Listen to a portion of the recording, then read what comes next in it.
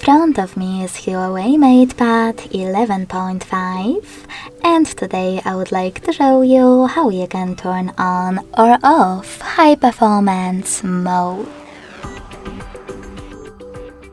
Begin by going into settings and scrolling down to access battery section.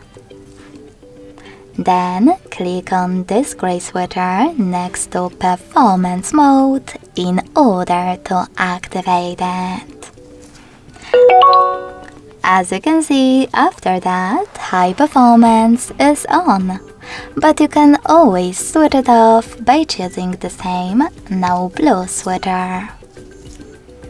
Thanks so much for watching. If you enjoyed this video, don't forget to leave a like, comment and subscribe. Bye!